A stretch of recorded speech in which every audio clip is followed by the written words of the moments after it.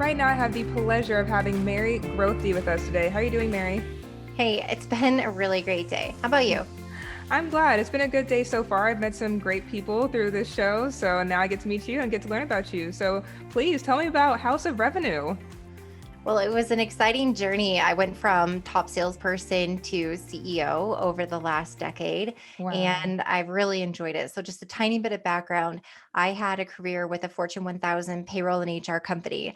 I Mm, started there at age 22. I knew nothing, I didn't have a degree, no professional experience, wow. did 2 years as an admin supporting the sales team, Hmm. got a spot on the sales team, became the number one rep, ended Wow. up having 2.5 years as the top rep, afforded me a lot of cool opportunities. They Mhm. asked me to train and coach reps and managers across the country, build Wow. the playbook for the mid market. After a total of 5 years, I started with one of my clients. They recruited me away. I took a position as VP of sales and marketing. They were small, startup small, Okay. 125,000 in annual revenue. In 7 months, was able to help repackage all their service offerings, take them back out to market, grow a small team. We quadrupled the company's revenue in 7 months. Wow. And that was in 2011. I said, I want to do this for a living. Mhm. So for the first time, the entrepreneur inside of me Started said, let's do growing. this. Let's make it Yes. happen. I started my first company. I ran it for 3 years called Mm, Butterfly Creative. And I was a business strategist helping okay. startups and entrepreneurs break through that break even and into profitability. Mhm. I then, well, let's just be honest. I was a starving entrepreneur back then because I made a lot of rookie mistakes. I didn't know how to say no. I didn't know how to Mm, delegate. I didn't know how to price for my services. I worked myself into the ground. But I met my now husband, knew I wanted to get married and buy a mhm, house, have a baby. I went back to the payroll and HR company, three mm, years, sold millions, and I mm, left after I sold one of the top 10 largest deals in history of the company. I took a mhm. six-figure commission check and I started 3 years ago a company called Sales BQ.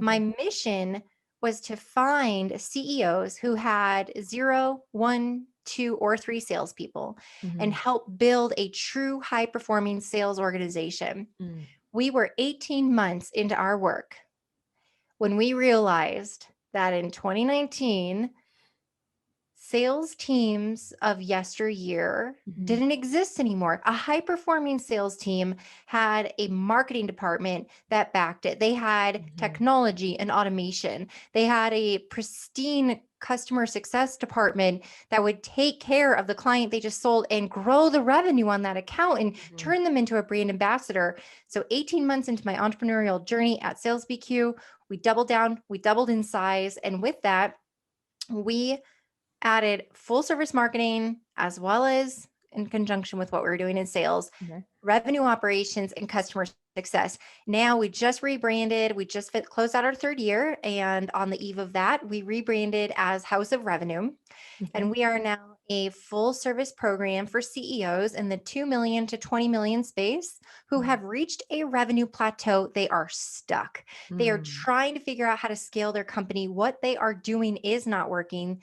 We come in, we enter into a 6 month agreement, and I assign them a revenue team. They're all full time W 2 employees of House of Revenue. They Mhm. go on contract for that company. I assign a VP of marketing, a VP of revenue who oversees sales, customer success, a Mhm. RevOps analyst, and together Wow. they will grow that company and scale them to the next level. Our average client invests about 200K per year, Mhm. but they've grown on average 3.2 million. We're known for 2xing Wow. companies MRR, that's monthly recurring revenue, within the Mhm. 10th month of working with them.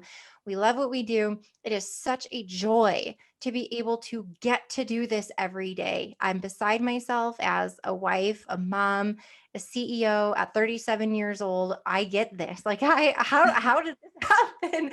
But anyway, that's who we are, that's what we do, and that's just a little bit of background on me. So much and so great. And that's what my favorite part. I mean, I'm excited for people to actually see like the video clips of this because they could just see and I can hear your energy. And it's just great that you can just tell you are passionate about this. You love helping these CEOs and just, you say, grow the brand. And it just really seems like just throughout your entire journey, you would just learn and apply, learn and apply. And I think that's huge. I mean, can you speak on that a little bit? Because just the whole thing just sounds like you just kept climbing and climbing and climbing.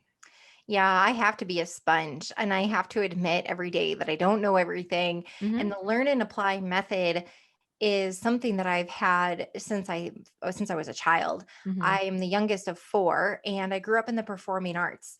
I loved taking on big roles in musical theater and then also as a classically trained dancer. And I the learn and apply method was in every single day of what I did. And whenever I saw someone better than I was, more talented than I was, I knew the only way to be at that level was to learn what they were doing, Mm-hmm. apply it in my own life, get it right, practice, practice, practice till I get it right and execute. That has carried me through to today, where as we're scaling this company, our own company, we're scaling our company while we're scaling other people's companies. Right. And it's all learn and apply. We are fortunate to get to work with about 10 companies per year. Mm-hmm. And those 10 companies, what we learn in one is adapted and applied to everything that we Right. do. Therefore, the innovation is taking our clients further than they'd ever be able to do on their own. And Mm-hmm. then ultimately, if we weren't sharing that internally and spreading it amongst our other clients, we wouldn't be able to get the results that we're getting. The amount of creativity and innovation that came as a result of 2020 Mm-hmm. is through the roof. The program that we have today looks nothing like what we were doing a year ago. Right. And that is how our clients are winning. But the learn Mm-hmm. and apply method, it is constant, it is every day for me. Mm-hmm. And so having, like you said, that culture internally that helps, I'm assuming your clients as well to be like, okay, we need to learn and adapt too. Like you said, if we're stuck, clearly there's something that we need to learn new and then apply in order to have continued success. Yeah, the clients who have a fixed mindset Mm-hmm. don't always have that learn and apply mindset. Mm-hmm. They have a belief system where they're just stuck in where they are. Mm-hmm. And we have some CEOs that are still looking for that sales unicorn, and they're looking for the salesperson of yesteryear that doesn't exist anymore, who used to have to go build their own prospect database by Mm-hmm. themselves, prospect manually, send every email manually, have every conversation manually, sometimes recording notes in a notepad or an Excel spreadsheet because they didn't have a CRM. They're looking for this salesperson that in their mind Mm-hmm. is going to be able to do all things and avoid having to invest in a marketing department or Right. technology. They're still in this belief that those salespeople are out there and they're not, FYI. They've aged out of, they're retired by now. We haven't been Mm-hmm. growing up, we haven't been grooming salespeople anymore to take on a role like that because high performing organizations don't require salespeople to do that. So the Mm-hmm. skills aren't even honed and out there. So this learn and apply method, a lot of CEOs wonder why they're stuck Right. and they wonder why they've reached a plateau. Well, if they were Mm-hmm. consistently open to learning more and then applying it, so it's one thing to learn, Exactly.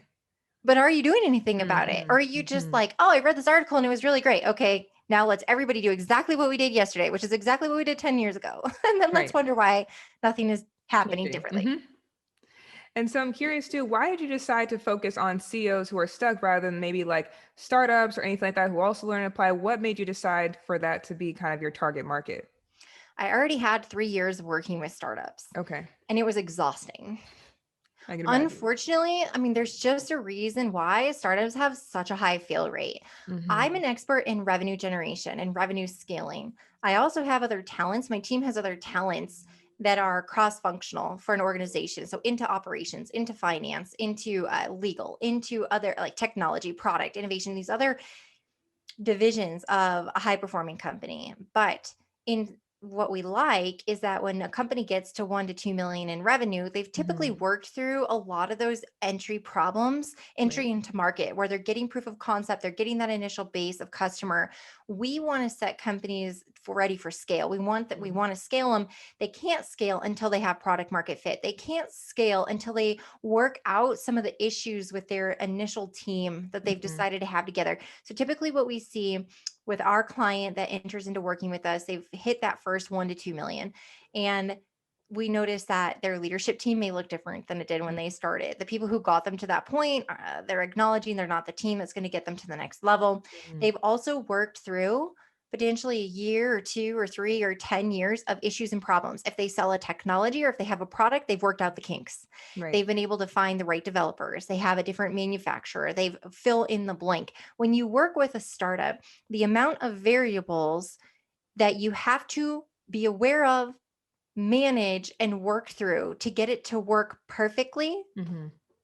that takes more time, energy, and effort and has a much higher fail rate. And Right. so we made the decision, since I already had 3 years doing that, I was ready. Like, I just have it. Maybe you can tell I have a lot of energy inside of me. Yes. And it's And great. I want to set it ablaze. I want to Mhm. just go. And I need the companies that are ready Right. to scale. And so that's just really where my heart shifted. I put in the 3 years and I said, I want to find those companies that have it, just have no Mhm. idea how to get to that next level. Okay, perfect. And can you just give maybe some examples of just different things that you have specifically done for certain companies that are stuck? So obviously we're talking in general here, but I would definitely love to hear some specific things that have implemented for these companies. Sure. When we start work for an organization, we do an audit. Mm-hmm.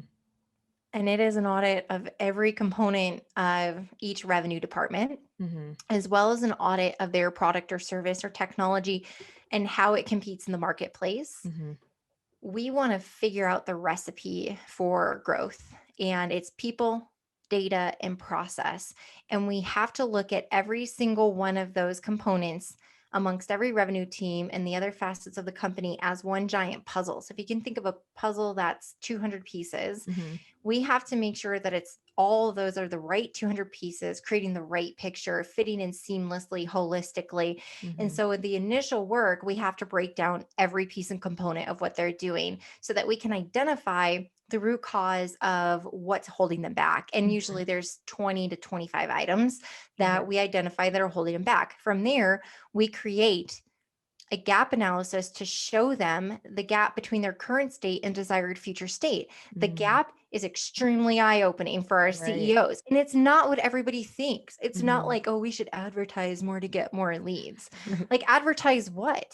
Why would you Mm-hmm. drive traffic to your website that's not set up for conversion? It's Do not written anything. in your buyer's language. You don't even know who your ideal buyer is. You think you know, but you don't know. You haven't Mm-hmm. interviewed them. You don't know where your product or market has, product or service has the best fit in the market. Mm. I have so many CEOs that'll say, we've done well in small business. And in this next year, we'd like to move into the mid market. I was like, great. So, what have you done to adapt your technology product or service Right. for the mid market buyer? Mm. Well, no, it's the same. We just want to go up market. I'm like, is the mid market buyer going to want what you have to The offer? Or same. is the reason Mm-hmm. you're doing so well in small business because it was built for SMB or for that Mm-hmm. small market? And these are questions they respond to like, whoa, what a great thought provoking question. So it's so much more than just Mm-hmm. what they think that surface level answer is, or really digging into their idea. Additionally, we often run into arbitrary growth goals. This is very common. A company be like, well, we grew 14% year over year. So this year we set the goal for 20. Like, Right. great. Where did that number come I would from? say. Do you I have don't an know. actual Well, we did concrete 14 plan? last Like, year. So right. let's shoot for 20. And I'm like, okay, one, have you ever done 14% growth year over year? No, it's the biggest year of growth. Okay. So you know that 20% of a bigger number is a lot more than just 6% from 14 to 20 because you did Right. 14 on a smaller number. Now Mm-hmm. you want to do 20 on the biggest number that you've had to date and you have zero plan on how to get there. Mm-hmm. So that's something that we typically work through. Everything is data driven. Everything we do is scientific. There's a Mm-hmm. recipe, there's an equation to the growth and to the scale. And there's a difference between growth and scale. So that's something else that we have to help our corporations, our CEOs really understand. Do they want to grow, which would be Mm-hmm. steady year over year growth that they would have revenue growing in proportion to their expenses? Mm-hmm. Meaning, okay, for every, you can think of stair step growth. An easy way to look at growth is each salesperson on average can sell 500,000 a year. Well, it'd be very easy to say, if we want to sell another million, we just hire two more salespeople and then we're going to have another million. Well, that would be stair step growth because you have to go up in headcount, your expenses increase with that growth. Mm-hmm. Scaling is when you figure out how to add revenue without proportionately increasing your expenses. You want to Mm. bring in efficiencies to where you can keep your expenses at a minimum Minimum. and watch Got the it. revenue soar, which is going to help your Mm-hmm. profitability. And also to do it at scale means it should be able to rapidly increase. So you have to look at all the components within the organization because you're going to have to produce more product. You're going to have to be able to deliver on more service. You're going to Right. have stronger demands on technology, whatever those components are. When you look at those pieces, that's very common for us. So a lot of people say, oh, well, we just want to hire a marketing agency or we want to bring in a sales trainer. Mm-hmm. I'm like, okay, hold the phone. What are you trying to accomplish? Right. Because those two things are like 10 steps in the process. Mm-hmm. You got to dial it back. And it's hard to find a CEO that has the patience, the desire Mm. and the delayed gratification to Right. do the work that needs to be done. You asked me specifically, that was somewhat generic. A specific answer to that is we had a client who we started with in January Mhm. of 2020. And when we started, everything was fine with the economy. They were performing well. They were 14 million. Mm. And we started with our audit, our gap analysis. We identified, I don't know, 25 areas that we were going to lift them up from a marketing and sales standpoint, rev ops, customer success. And then the pandemic shutdown happened in March, 2 months later. With that, they lost their biggest client, which resulted in a Mm. $2 million loss over the course of 4 months. Wow. Not only did we need to replace that revenue, but we needed to scale the company. Mhm. And so, what we specifically did was we evaluated the people, we evaluated the processes, and we looked at the data and we looked for the trends that they weren't seeing. Mhm. Then we looked at their highest performing lead sources, so how they win business. We also looked at which industries were not impacted negatively by the pandemic. And we shifted the focus to the highest performing lead source and aligning with the industries that were not impacted. In fact, the ones that were actually thriving because of the pandemic. Mm. Because of that, we were able to scale them. So we dropped 2 million from that client loss. They dropped down to, if you will, a $12 million run rate. And we took them up. We 2x their MRR within 10 months by October, and they Mhm. were able to be at a $2 million a month run rate. They're ending the year at a combined 17.2 million, but now at a run rate of a $25 million company.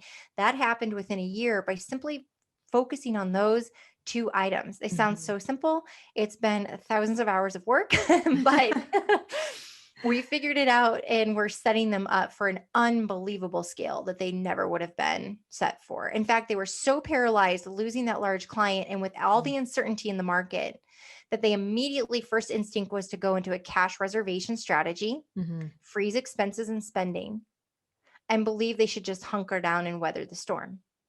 When Mm. we challenged them and said, "But isn't that what your competitors are doing? Right. So if you ever had a chance to leapfrog and be smarter than them and gain market share, This would is it the time. not be now?" Right. And that's exactly what we did. Mhm. And it sounds like it could be something that internal you could have someone who helps with this, but it seems like you're fitting kind of a need as far as when you need that outside perspective. And that seems like Mhm. what you're really fitting is because sometimes you said company CEOs they freak out, no, we have to do this. When someone from the outside can analyze it and say, no, there are other options, but you need to first of all have trust and be willing to challenge yourself and have a little bit of patience. Yeah, that's exactly right. So most of the clients we go to work for that are 5 million and above, they have leaders. Right. They have internal resources Exactly. and they're fantastic people. But we provide perspective, Hmm. bandwidth, additional capacity, mind share, thought leadership, and skills for execution. We are a team that can attach ourselves to that existing team, supercharge them, Hmm. and also do the execution and do the work. So it's as if they're getting additional employees. We feel more like staff aug than consultants because we do so much of the work. These smaller companies in that 1 to 5 million range, they don't have those people. Right. And so what's brilliant and why they are so successful. So most of our clients under that 2.5 million mark will 2x their companies all day long. We took several companies from that 1 to 2, 2 to 4, 2.5 to 5 million Hmm. in a year. And the way that we're doing that is they are getting a revenue team that if they had employed those people full time, they wouldn't be able to afford for years. Right. So they're getting us at a fraction of the cost, really for the cost of one, but they're getting 3 executives and a full Mhm. marketing bench to scale. And they would have never been able to afford that or justify that at the stage they're in, but it is what they needed Mhm. in order to leapfrog, in order to get to that point of scale. Wonderful. So, for any of our listeners who are definitely interested in more information about House of Revenue or just about you, where should they go for that information? You can connect with me on LinkedIn. It's a great spot. Grothe, Grothe, first name Mary as it's spelled Mary. And houseofrevenue.com. Sales BQ still exists. So I want to Mhm. acknowledge that. If you go to Sales BQ, that's the behavioral quotient.com, we have our Quota Crusher community. We have our Quota Crusher podcast, and we have a free sales training room. Everything I ever did in my sales career to be successful has been recorded, and it is in a free course. You just need to drop your email in there. You're going to get Wow. access to our training room, and all the sales training is free. That was our give back to the community decision we made in March of Mm. 2020. to allow that to be free for everybody. So jump on in there if you're looking for that sales training and our Quota Crusher podcast and blog. If you want to connect with me more on the revenue scaling side, learn more at houseofrevenue.com or connect with me on LinkedIn. Well, Mary Grothe, thank you so much. This has been amazing. Your tips, your passion, just what you've done so far. And I'm so looking forward to see how you learn and apply in the future as well. Thank you so much for joining us. Thank you.